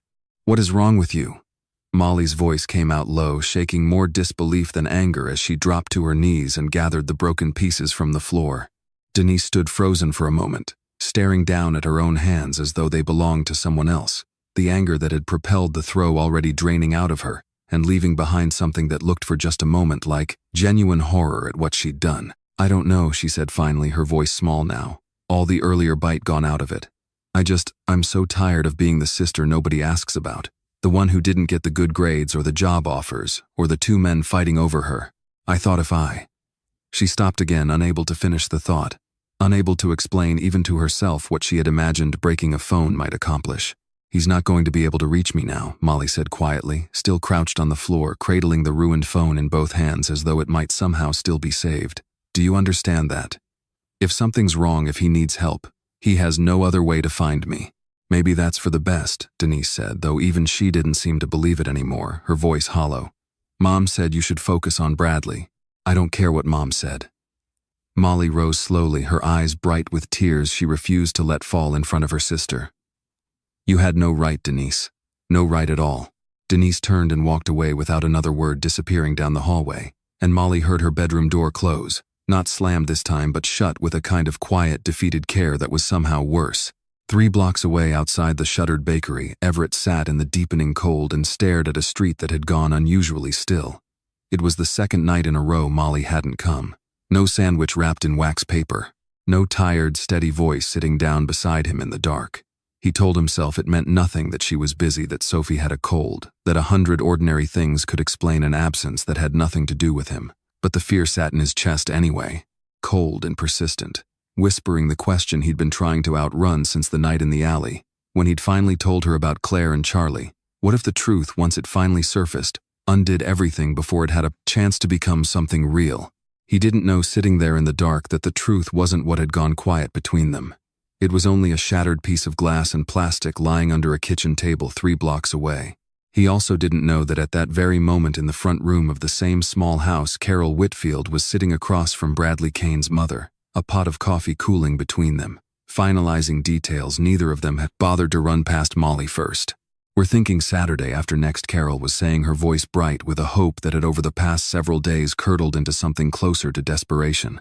Nothing extravagant. Just family and a proper announcement. "I think it's what Molly needs right now, some stability. Something solid to hold on to. Bradley's been asking about her constantly, Mrs." Kane said warmly, though something calculating flickered behind her polite smile, an expression she had clearly perfected over many years of arranging outcomes that suited her family's interests before anyone else had a chance to object. "He's very taken with her. And with little Sophie, of course. She'll come around," Carol said, more to herself than to her guest, staring down into her coffee cup. "She just needs a little push in the right direction. Mothers know these things." Neither woman noticed Molly standing frozen in the hallway doorway, having come downstairs for a glass of water, overhearing just enough of the conversation to understand with a sick, sinking clarity exactly what her mother had begun, arranging behind her back. "Mom." Molly's voice cut through the room flat and cold. "What is this?" Carol, startled, coffee sloshing slightly over the rim of her cup. "Molly, I didn't hear you come down. What is Saturday after next?" Mrs. Kane rose smoothly, gathering her purse with practiced grace. "I should be going. It was lovely to see you, Carol. Molly dear, we're so looking forward to welcoming you into the family." She let herself out before Molly could form a response, the door clicking shut behind her with the soft, final sound of a decision already made. "You planned an engagement announcement," Molly said, slowly, disbelief hardening into something colder as the full shape of it settled over her, "without asking me. Without even telling me." "Molly, please sit down, let me explain." "I don't want to sit down." Molly's hands had begun to tremble, the cracked phone still clutched in one fist, forgotten until this moment. I told you again and again I am not marrying Bradley Kane. And you sat here in this kitchen planning a wedding I never agreed to, like my answer didn't matter at all. "I am trying to protect you." Carol's composure finally broke the fear beneath it, spilling out raw and unguarded. You don't understand what it's like, Molly, watching you struggle the way I struggled. Watching you fall for another man with nothing to offer but kindness, because kindness is a beautiful thing right up until the roof caves in and there's no money to fix it. I buried your father with that same beautiful, useless kindness. And I will not stand here and watch history repeat itself with my own granddaughter caught in the middle. Then trust me to make my own choice, Mom. Molly's voice cracked exhaustion and grief and fury tangled together into something raw. Trust me the way you trusted Daddy once. Please. Carol had no answer for that. She sat very still at the kitchen table, her coffee gone cold in front of her, watching her daughter climb the stairs with the shattered remains of her phone still clutched tight in one hand. And for the first time in weeks, the fear that had been driving every decision she made finally gave way just slightly to something that looked a great deal like shame. Upstairs, Molly sat on the edge of her bed with the broken phone in her lap, staring at the spiderweb cracks across the screen, thinking of Everett sitting alone somewhere in the cold, wondering why 2 days had passed in silence, having no possible way of knowing that on the other side of that silence, an entire wedding was already being planned without either of them having said a single word. She didn't sleep that night. Somewhere across the city, neither did he. The morning after the broken phone, Everett walked to Maple Court for the first time since the birthday party, unable to bear another day of silence. He couldn't explain, unable to shake the growing dread that something had gone wrong between them that he hadn't yet understood. He stood at the edge of the yard, hesitating, when he heard raised voices carrying through the screen door, Molly's voice and Carol's tangled together in an argument that had clearly been building for days. You planned this behind my back, Molly's voice cracked through the thin walls. You let that woman sit in our kitchen and talk about an engagement I never agreed to. I am trying to protect you, Molly. You don't understand what it costs to watch you struggle the way I struggled. Everett stood frozen at the fence, uncertain whether to knock, whether his presence would only make things worse. And it was in that hesitation that he heard the sound change. Carol's voice breaking off mid-sentence, replaced by something else entirely. A sharp gasp, the scrape of a chair. Then Molly's voice rising into a scream that stopped his heart cold. "Mom, Mom. Oh my God, somebody help." He was through the gate and up the porch steps before he'd made a conscious decision to move, bursting through the screen door to find Carol slumped against the kitchen table, one hand clutched to her chest, her face gone gray, her breathing shallow and ragged. Molly knelt beside her, hands hovering helplessly, panic freezing her in place in a way 3 weeks of steady, capable kindness had never once shown Everett before. "Call 911, Everett said, already moving, already kneeling on Carol's other side with a calm, practiced steadiness that seemed to arrive from somewhere far beneath his usual composure. Years of emergency drills at Holloway plants, years of first aid certifications he'd insisted every employee complete after the fire, all of it surfacing now in his hands. As he checked Carol's pulse, tilted her head gently to clear her airway. "Molly, look at me. Call now. I've got her." Molly fumbled for the house phone with shaking hands, giving the address in a voice that barely held together, while Everett kept 2 fingers steady against Carol's wrist, counting silently, murmuring low, and even to the older woman, even though her eyes had not yet opened. "Stay with us, Carol. Help is coming. Just breathe. Slow, easy breaths." The ambulance arrived in what felt to Molly like both an eternity and no time at all, red and blue lights strobing across the kitchen walls, paramedics moving with brisk efficiency as they lifted Carol onto a stretcher. Molly climbed into the back of the ambulance without a second thought, and Everett, without hesitation, without weighing the risk of being seen, of a hospital intake form, asking for a name he could not truthfully give, followed in a cab close behind, unwilling to let either of them face the sterile fear of an emergency room waiting area alone. At Cincinnati General, the hours crawled by in the particular gray suspended time of hospital waiting rooms, vending machine, coffee going cold in paper cups, Molly's knee bouncing anxiously as she stared at a set of double doors that refused to open. Everett sat beside her, close enough that their shoulders touched, saying little, offering instead the same steady, wordless presence she had offered him weeks ago beneath the awning in the rain. At the intake desk, when no one was looking, Everett quietly settled Carol's entire hospital bill using an anonymous account, routed through a small community foundation Holloway Toy Company had established years earlier, invisible, untraceable to anyone without his own private authorization codes. The kind of gesture that would appear on no paperwork bearing Molly's name and would never be traced back to a man supposedly sleeping outside a bakery. It was nearly 3 hours before a doctor finally emerged, informing them that Carol had suffered a stress-induced cardiac episode. Frightening, but not in the end. life-threatening, a warning rather than a catastrophe brought on by exhaustion and unmanaged blood pressure. And though the doctor didn't say it outright, very likely, weeks of unrelenting worry that had finally caught up to her body all at once. When they were finally allowed into the recovery room, Carol lay pale against the white pillows, an IV taped to the back of one thin hand, looking smaller and more fragile than Molly had ever seen her. Her eyes fluttered open as they entered, finding Everett first. "You came," Carol said, her voice hoarse-threaded with something that hadn't been there in weeks, not suspicion, not disapproval, but a raw and unguarded gratitude. "Of course I came." Everett moved to her bedside, taking her hand gently in both of his. "You scared us badly, Carol. I scared myself." A weak, watery laugh escaped her, quickly swallowed by something closer to tears. "You knew exactly what to do back there. In the kitchen. How does a man who sleeps outside a bakery know how to do all that?" Everett's throat tightened, the easy lie he might have told weeks ago, suddenly feeling unbearably heavy in his mouth. "I've had some training," he said instead, careful, true enough not to break entirely under the weight of everything still left unsaid. "A long time ago. In another life." Carol studied his face for a long moment, something shifting behind her tired eyes, not full understanding, not yet, but the first quiet unraveling of a certainty she had held onto fiercely for weeks. "I judged you," she said finally, her voice small. "The moment Molly brought you around, I judged you by your coat by the street you were sitting on, and I decided I already knew everything about you that mattered." Her hand tightened weakly around his. "I was wrong. You were here before the ambulance even arrived. You knew what to do when I couldn't even keep my own eyes open. A man like Bradley Kane has never once in 3 months of courting my daughter learned Sophie's favorite color. And you," her voice broke, "you've been kinder to this family than I gave you credit for being capable of. Mom." Molly's voice was thick with tears, standing at the foot of the bed watching the exchange with an expression somewhere between relief and disbelief. "I mean it, Molly." Carol turned to her daughter, some of the old fierceness returning to her voice even through her exhaustion.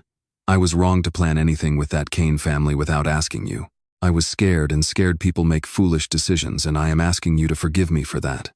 Her eyes drifted back to Everett, softer, now uncertain but genuine. "Whoever you turn out to be, Everett and I have a feeling there's more to that than any of us know, yet you showed up for my family today when it mattered most. That's not nothing.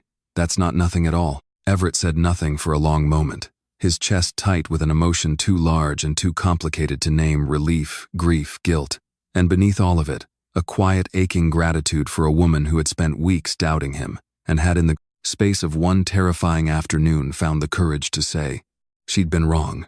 Later that evening, once Carol had drifted into an exhausted, medicated sleep, and Molly had stepped out to call Dot and arrange time off from her shifts, Everett stood alone at the window of the hospital room, looking out over the darkened city, the lights of Holloway Tower visible in the distance, cold and glittering and utterly foreign to the man he had become over these past weeks. He thought of Roy's warning in the truck that the truth delivered wrong could break something in this family that might never fully heal. He thought of Bradley Kane's polished smile across a dinner table, of a chain of documents locked now in his office drawer, of a family whose negligence had already cost this house 2 men it loved. And he thought, standing there in the quiet hum of hospital machinery, that whatever storm was still coming, whatever truth still had to surface, he was no longer willing to let Molly or Sophie or even Carol face any part of it without him standing directly beside them. Molly returned a few minutes later, finding him at the window, and slipped her hand quietly into his without a word. Neither of them spoke. They simply stood together in the dim light, watching the city they both called home, unaware that 3 miles away, in a house far more comfortable than either of theirs, Bradley Kane had just received a phone call from his father that would set the next several days on a collision course neither family could yet see coming. 2 days after Carol was discharged from the hospital, Roy Danvers sat alone in his office at Holloway Tower, the city lights just beginning to blur into evening beyond the glass, when his phone rang from a number he didn't recognize. He nearly let it go to voicemail. He had spent the better part of a week fielding calls from investigators, forensic accountants, and one increasingly nervous former Kane manufacturing employee willing to talk in exchange for anonymity. But something made him answer. Roy Danvers. "Mr. Danvers, my name is Patricia Okafor. I'm the head nurse at Hillcrest Rehabilitation Center out past Dayton." The woman's voice was careful, measured, the voice of someone who had rehearsed this call several times before actually making it. "I hope you'll forgive me for reaching out this way. I found your name attached to the public records request your office filed last month regarding the Holloway plant fire investigation." Roy sat forward slowly, his pen stilling above the notepad in front of him. "I'm listening. We have a patient here," Nurse Okafor continued, who was admitted almost immediately after that fire 6 years ago. "Severe burns. A traumatic brain injury. He came to us without identification, without a name anyone could confirm, and the facility's records have simply carried him for 6 years as John Doe patient number 47. She paused, and Roy could hear her draw a slow breath before continuing. "His care has been paid for in full every month for 6 years, by a private trust. The trust is administered through a law firm that, as it happens, represents the Kane family." Roy's pen dropped from his fingers, forgotten. "Say that again." "I've worked here 19 years, Mr. Danvers. I have never once seen a case like this. A patient with no identifying documents, a bill paid without fail by an anonymous trust that goes out of its way, never to be named, and instructions on file going back 6 years explicitly stating that no missing persons inquiry should ever be forwarded regarding this individual." Her voice tightened, the professional caution giving way just slightly to something more urgent. "I've suspected for a long time that something wasn't right about this case. I kept quiet because I didn't have proof, and because, frankly, Mr. Danvers, I was afraid of what asking too many questions might cost me. But last week, after months of intensive therapy, our patient began speaking again, real words, not just the fragments he's managed over the years. And 2 nights ago, he said a name. He hasn't stopped saying it since." Roy's mouth had gone dry. "What name?" "Molly," the nurse said. "He keeps saying Molly." For a long moment, Roy could not speak at all. He sat frozen behind his desk, the city lights outside his window, suddenly meaningless. Every fact of the past 6 years rearranging itself violently in his mind. The fire, the falsified reports, the unidentified fatality, the official investigation had closed the books on years ago without ever recovering a body anyone could formally identify. "I need everything you have," Roy said finally, his voice rough. "Photographs, medical records, anything that might help confirm identity. And Nurse Okafor, I need you to understand how important it is that nobody connected to the Kane family learns about this call before we've had a chance to move carefully." "I understand completely," she said. "I've been careful, Mr. Danvers. I've watched that trust pay this man's bills for 6 years while nobody ever came to visit him, and I have wondered every single day whether somebody somewhere was still looking for him, still hoping he'd come home. If there's any chance I'm right about who he might be, I intend to make sure he finally gets found." Roy ended the call and sat motionless for a long time afterward, staring at the blank wall across from his desk, before finally rising and walking on legs that did not entirely feel like his own, toward the hospital room 3 floors down, where Everett had been sitting with Molly and Carol since that morning. He found them in the small family lounge outside Carol's recovery room, Molly seated beside her mother's wheelchair, Everett standing near the window with a cup of vending machine coffee he hadn't touched. Roy hesitated in the doorway, and something in his expression must have shown because Everett straightened immediately, alarm sharpening his features. "Roy, what's wrong?" "I need to speak with you," Roy said carefully, glancing once at Molly before adding, "Both of you, actually. It's important." Molly rose slowly, some instinct already warning her that whatever Roy had come to say was going to reshape the ground beneath her feet. "You can say it in front of me. Whatever it is." Roy hesitated only a moment longer before nodding, closing the lounge door quietly behind him. He explained the phone call slowly, carefully, watching Molly's face drain of color piece by piece as the details assembled themselves. The private trust, the years of anonymous payments, the 6-year silence, and finally the single word a nameless patient had begun repeating in a rehabilitation center outside Dayton. "It's not possible," Molly whispered. One hand pressed hard against her mouth, her whole body beginning to tremble. "I buried him, Roy. 6 years ago. There was a funeral, a casket. They never recovered a complete body from that fire," Molly Everett said gently, his own voice unsteady, the horror of what this meant settling over him with a weight that nearly buckled his knees. "I didn't know that until tonight. None of us did." He turned to Roy, something desperate and urgent breaking through his composure. Why would the Kane family hide him? Why keep him alive at all if they were willing to falsify a safety report that got him hurt in the first place? "I think I know," Roy said quietly. According to the old internal memos, Daniel confronted Gordon Kane directly days before the fire about the falsified inspection. He'd found the real maintenance logs. He threatened to report it to the state safety board. Roy's jaw tightened. "I think when the fire happened and Daniel went in to save you and the others, Gordon Kane's people found him afterward badly injured, barely alive, and made a choice. Killing him outright would have been one more body to explain. But a man with no memory, no name, tucked away quietly in a facility. 2 counties over, paid for and silenced indefinitely, that made the threat disappear without anyone ever having to answer for it. Molly had gone very still, swaying slightly on her feet, and Everett moved instinctively to steady her one hand firm beneath her elbow. 6 years, she said, her voice barely audible, disbelief and grief, and a wild, terrifying hope, all tangled together into something that seemed almost too large for her body to hold. 6 years he's been alive, and nobody told me. Sophie doesn't even remember his voice, Roy. She was too little. Her breath caught ragged. I have to see him. I have to go to him right now. Molly. Everett's voice was gentle but urgent, holding her gaze. I'll take you. Tonight if you want. But I need you to understand something first. The man you find there may not be the same man you said goodbye to 6 years ago. Traumatic injuries like this long, the doctors will tell you more than I can, but I don't want you walking in unprepared for how much may have changed. I don't care what's changed. Molly's eyes were bright with tears, fierce and unwavering even through the trembling. He's alive, Everett. After 6 years of grieving a grave I visited every single week, he is alive, and I am not going to waste one more hour not knowing him. Everett looked at her for a long moment, something complicated, moving behind his own eyes, joy for her unmistakable and real, tangled inseparably with a quiet, aching fear. He did not yet have words for the fear of a man who had only just begun. To believe he might be allowed to build something whole, again watching the ground shift beneath that fragile hope before it had even finished forming. Then we go tonight, he said, finally steadying his voice, pushing everything else aside for the moment that mattered most. Roy, call ahead. Let the facility know we're coming.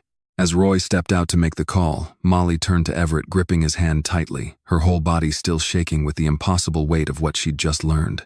Thank you, she whispered, for not letting go of my hand right now. Everett squeezed her fingers gently, and though his chest ached with an uncertainty he could not yet name, his voice, when he answered her, held nothing but steadiness. I'm not going anywhere, Molly, no matter what we find tonight.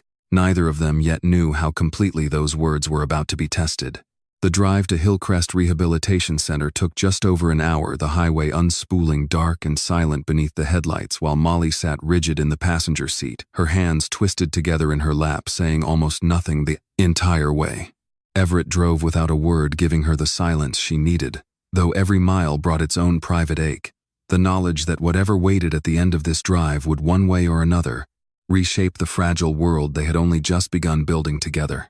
Patricia Okafor met them at the entrance, her expression careful, compassionate, the look of a woman who had spent 6 years quietly guarding a secret she never fully understood and was only now beginning to see resolved. He's stable, she said gently, leading them down a softly lit corridor. His memory is still fragmented, some days are clearer than others. I want you to be prepared for that, Mrs. Carter. This isn't going to look like the reunion you might be picturing. Molly nodded, though nothing could have truly prepared her for the moment. The door opened and she saw him, thinner than she remembered, his face, marked with the pale, uneven scarring of old burns, his eyes finding hers slowly as though summoning her from somewhere very far away. Molly, he said, her name arriving rough and uncertain on his tongue, like a word he was still relearning how to hold. She crossed the room and sank to her knees beside the bed, both hands closing around his, and for a long moment neither of them said anything at all. 6 years of grief and impossible hope collapsing into a silence too large for words.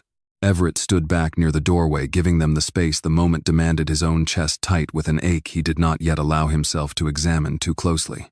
They stayed an hour. It was enough for that night simply to know that he was there, that the years of mourning had not been the end of the story after all, though the shape of what came next remained for all of them entirely unwritten. 3 days later, the 70-year anniversary gala for Holloway Toy Company filled the Carew Tower ballroom with light and music, and the particular gleam of Cincinnati's most prominent families gathered beneath crystal chandeliers, none of them aware that the missing chairman, who had vanished for weeks, was about to reappear in front of every camera in the room. Molly arrived quietly, seated near the back at Roy's insistence, her heart pounding beneath a borrowed dress, uncertain what she was about to witness, but trusting completely now the man who had asked her to be there. When Everett stepped onto the stage, the room fell into a hush of murmured recognition. The missing chairman, impeccably dressed, now unrecognizable from the man who had spent 3 weeks folded into a doorway on Vine Street, except for the eyes, which had not changed at all. Thank you all for your patience these past several weeks, he began, his voice carrying clear and steady across the ballroom. I owe you an explanation, and tonight I intend to give you one, though it isn't the explanation any of you are expecting." He paused, letting his gaze sweep the room until it found Molly near the back, her face pale but resolute, before continuing. 6 years ago, a fire broke out in plant number 4 of this company. A man named Daniel Carter pulled me and 2 other employees from that building before the roof collapsed. He was listed that night as the fire's only fatality. A ripple of confusion moved through the crowd. I have spent 6 years believing that. I was wrong. Daniel Carter is alive tonight, recovering at a facility outside Dayton after being hidden there deliberately and without his family's knowledge for 6 long years. Gasps rippled through the ballroom. Near the front, Bradley Kane went rigid in his seat, his practiced composure faltering for the first time all evening. The safety report that should have prevented that fire was falsified. Everett continued, his voice hardening now, each word deliberate. The signature belongs to Gordon Kane. He let the name land, watching recognition and horror spread simultaneously across the faces nearest the Kane family's table. Mr. Kane was confronted by Daniel Carter days before that fire once Daniel discovered the truth about the sprinkler system he'd falsified. Rather than face exposure, Mr. Kane's associates ensured Daniel's survival was buried along with the truth for 6 years, paid for through a trust designed specifically never to be traced back to its source. "This is outrageous," Gordon Kane said, rising from his seat, his face flushed with fury and fear in equal measure. "Slanderous accusations with no basis." "I have the falsified reports," Everett said calmly, cutting through the protest without raising his voice. "I have the maintenance logs your own company buried. I have sworn testimony from a nurse who has cared for Daniel Carter for 6 years, while your family's trust quietly ensured no one ever came looking for him." He turned, and something colder entered his voice now. Something that had been building for 8 long years and would no longer be contained. "And I have evidence connecting your family to another tragedy. 8 years ago, my wife and my 4-year-old son died in an automobile accident on Interstate 75, 3 weeks after my father publicly rejected a hostile takeover attempt from Kane Manufacturing. The vehicle's brakes had been serviced days earlier at a repair shop quietly owned through 2 shell companies by your family. The ballroom had gone utterly silent. 300 of Cincinnati's most powerful residents frozen mid-breath, the weight of what they were hearing settling slowly, unbearably over the glittering room. "You have no proof of that," Gordon Kane said, but his voice had lost its certainty, cracking at the edges. "I have enough to open a formal investigation," Everett said, "and I intend to see it through wherever it leads." He looked finally directly at Bradley, who had gone pale and silent beside his father. "You knew, didn't you? About the fire report at the very least. And still you sat across a dinner table from Daniel Carter's widow, offering to take care of her, knowing exactly what your family had taken from her." Bradley said nothing. He didn't need to.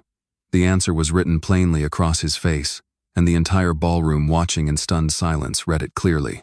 Security moved quietly toward the Kane family's table. As Everett stepped back from the podium, the weight of 8 years finally publicly set down. Cameras flashed. Reporters who had come expecting a routine anniversary speech scrambled instead toward the story of the decade, murmurs of disbelief rippling outward through the crowd like water disturbed by a stone. Molly rose from her seat near the back, moving through the parting crowd until she reached the edge of the stage, and Everett stepped down to meet her, both of them oblivious for a moment to the hundreds of eyes still fixed on them, to the quote, flashing cameras, to the low roar of a scandal already beginning to unfold across the room. "You did all of this," Molly said softly, searching his face for Daniel. "For me. For Sophie. I did it because it was the truth," Everett said, his voice quieter now, stripped of the composed authority he'd worn moments before. "And because your family has already lost enough to that man's greed. I couldn't let it keep happening in silence." Molly reached up gently, touching the side of his face, and in that single gesture, amid the chaos still unfolding around them, Everett felt something in his chest finally settle. 8 years of grief, 6 years of guilt, weeks of fear that the truth would break everything. He'd only just begun to build, all of it giving way at last to something that felt unmistakably like the beginning of peace. Behind them, security escorted Gordon Kane from the ballroom in handcuffs, flashbulbs capturing the fall of a family that had built its fortune on buried grief, while somewhere beyond the tall windows of the Carew Tower ballroom, the lights of Cincinnati glittered on, indifferent and constant, over a city about to wake up to a very different morning. A few weeks later, the story that had dominated every local news broadcast in Cincinnati began slowly to give way to something quieter. Gordon Kane faced formal charges of fraud, obstruction, and conspiracy connected to the falsified safety report and the 6-year concealment of Daniel Carter's survival. Bradley Kane, though never directly implicated in the original crimes, was named in a separate civil suit for knowingly courting Molly while concealing what he understood about her husband's fate, a scandal from which the Kane family name would not soon recover. The shares Gordon Kane had once quietly received as part of an old cover-up settlement were seized and redirected through Everett's own initiative into a fund for families affected by industrial negligence across the state. At Hillcrest Rehabilitation Center, Daniel Carter's recovery continued slow but steady memory, returning to him in uneven pieces, some days clearer than others, some mornings harder than others, but always in every version of himself he was still learning to become gentle. It was on one such afternoon in the small courtyard behind the facility that Daniel asked to speak with Everett alone. Roy told me everything Daniel said, seated in a wheelchair beneath a young maple tree just beginning to turn gold at the edges. His voice had grown steadier over the past weeks, though it still carried the careful pace of a man relearning how to hold long sentences. What you did for Molly, for Sophie, and what happened to your wife and your son. Everett sat down slowly on the bench across from him. I don't have any claim on either of them, Daniel. If you need time-space to find your way back into their lives, into your own life, I understand completely. This was never about taking your place. That isn't what I wanted to say. Daniel's eyes, though scarred at the edges, held a clarity that seemed to come from somewhere beyond the ordinary. The particular stillness of a man who had spent 6 years suspended between life and something close to death, and had emerged from it seeing the world differently than he once had. For 6 years, the only thing that kept some small part of me tethered to living was a name I couldn't even fully remember saying. When I finally woke up enough to understand who I was, I imagined I would come home to a life frozen exactly where I'd left it. Instead, I found a woman who had learned how to live again, a daughter who laughs easily, who isn't afraid of the world, and a man who protected them both when I couldn't. He reached out, resting a still unsteady hand on Everett's shoulder. This body isn't the same man who left that house 6 years ago. But my heart still has room in it for something good. I don't want to be a ghost walking back into their happiness and demanding it stop to make room for me. I want to be Sophie's father in the ways I still can be. And I want you to be the man who gets to walk her to school in the mornings, who gets to be there for the rest of it. Everett's eyes filled, the words landing somewhere deep and unguarded. Daniel, I don't know what to say. Say you'll take care of them, Daniel said simply. That's all I need to hear. With everything I have, Everett answered, his voice breaking on the promise. For as long as I live. Spring arrived gently that year, and in the same small backyard on Maple Court where Sophie had once blown out 18 candles for a wish she'd insisted on sharing, a modest wedding took place beneath strings of soft white lights. Carol stood beside her daughter, weeping openly now, without a trace of the fear that had once driven her every warning. Denise, who had spent the winter slowly rebuilding what her jealousy had nearly broken, stood as maid of honor, her hand steady on her sister's arm. Daniel sat in the front row beside Roy, who had over the months become something between an old friend and a new brother to him, the two of them trading quiet jokes throughout the ceremony that made Sophie giggle from her spot near the aisle, scattering flower petals with the joyful seriousness only a child her age could summon. When Everett took Molly's hands at last beneath the maple tree in her yard, he thought of his father's dying words spoken so many months and so many hardships ago. Find out who is truly good before you hand this company. Before you hand your whole life to anyone. He had found more than goodness. He had found a family capable of holding grief and love in the same open hand, of choosing generosity again and again, even when generosity cost them everything they had. That autumn, the Claire and Charlie Holloway Foundation opened its doors, funding grief counseling and family support programs across Ohio, alongside a new scholarship established in Daniel Carter's name for the children of manufacturing workers. In its first year alone, hundreds of families received support neither Everett nor Molly would ever meet in person, but whose lives in some small way had been changed by two tragedies, transformed slowly and deliberately into something that gave back more than it had ever taken. Everett Holloway, once a man who believed money could insulate him from ever feeling loss again, learned Shumpsen said that it was love, messy, uncertain, freely given, without any promise of return, that had finally allowed him to grieve without being destroyed by it, and to build something new without forgetting what had come before. There is a lesson in this story that reaches far beyond one family in Cincinnati, Ohio. It is easy in a world that measures worth in bank balances and title pages to believe that kindness only matters when it is convenient, or that generosity should be reserved for people who can already afford to give. But Molly Carter had nothing extra to spare, and she gave anyway. She fed a stranger from her own plate. She handed over 3 years of careful savings without asking for anything in return. And it was that same unguarded generosity offered to a man she believed had nothing at all that ultimately helped uncover the truth, reunite a broken family, and heal a wound that money alone had never been able to touch. This story reminds us that true wealth is not measured by what fills a bank account but by what fills a heart. It reminds us that protecting the people we love, taking responsibility for the truth, even when it is painful, and choosing compassion, even in our darkest and most uncertain moments, is what truly rebuilds a broken life. And it reminds us gently but firmly that healing is possible, that even the deepest grief can soften slowly in the presence of real love, real patience, and real family. So we would love to ask you, the viewer watching this story right now, what lesson did you take away from Everett and Molly's journey? Was it the power of quiet kindness, the courage it takes to face a painful truth, the grace of a man like Daniel choosing love over possession? Please share your thoughts in the comments right below this video. We read every single one, and we would truly love to hear what touched you most.